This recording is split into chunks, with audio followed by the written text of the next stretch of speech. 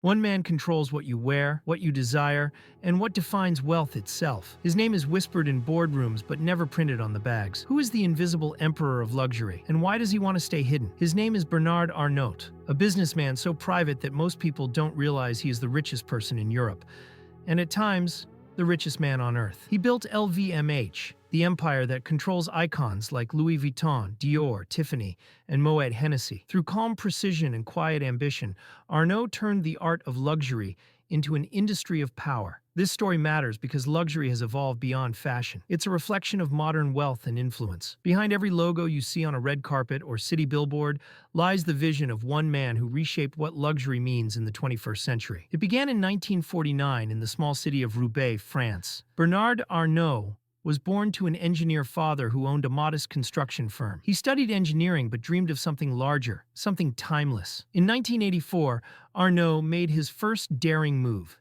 He acquired the bankrupt textile group Boussac, which happened to own the struggling fashion house Christian Dior. Most thought he was crazy, but Arnault saw potential not in the fabric, but in the name. Dior was emotion, legacy, and storytelling. Through the late 1980s, he strategically acquired luxury labels one by one, merging them into what became LVMH, Louis Vuitton Moet Hennessy. By the 1990s, he controlled over 50 luxury brands under a single corporate roof.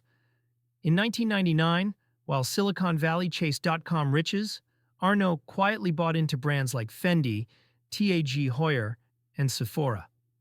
His empire wasn't built on trends, it was built on permanence. According to Forbes, 2024, Bernard Arnault's net worth surpassed $200 billion, making him the world's richest person multiple times over the last 3 years.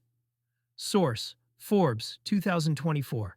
Corporate filings confirm that LVMH owns over 75 luxury brands in fashion, jewelry, cosmetics, and spirits.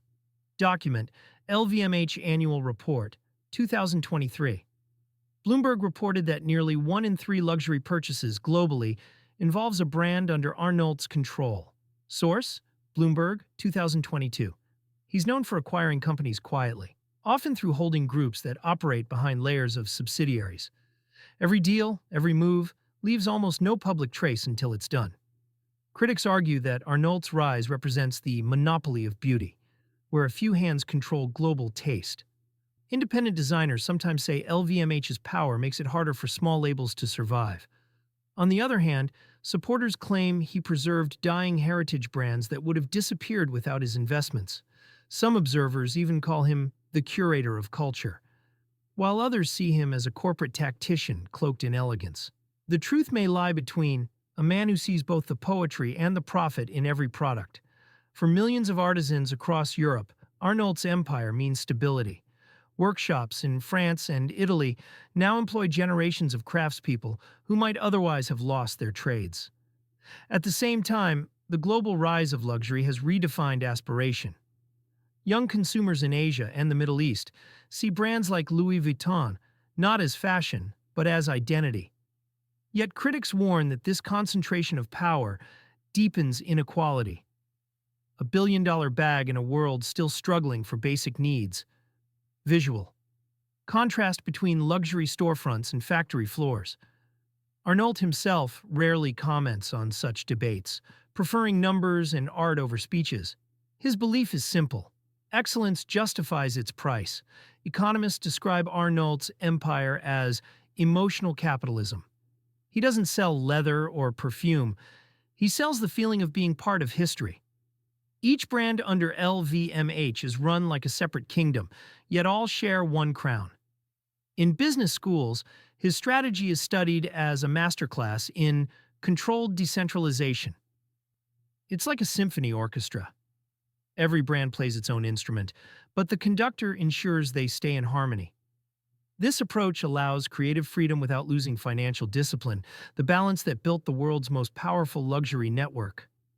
We've seen how one quiet engineer turned a bankrupt textile firm into a golden empire. Every acquisition wasn't random.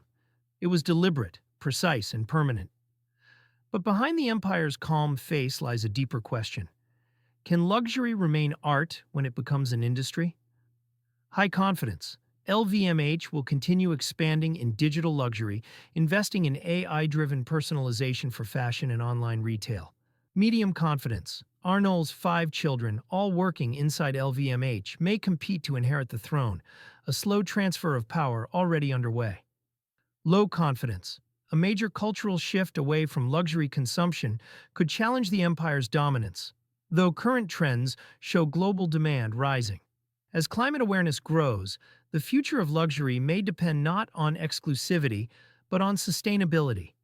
Arnault's next test isn't about what he owns, it's about what his legacy leaves behind.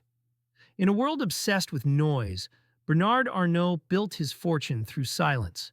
He didn't just sell luxury, he defined it, shaping how billions see beauty, value, and status. The man behind the curtain of glamour remains unseen, yet his influence touches nearly every red carpet and perfume bottle on Earth.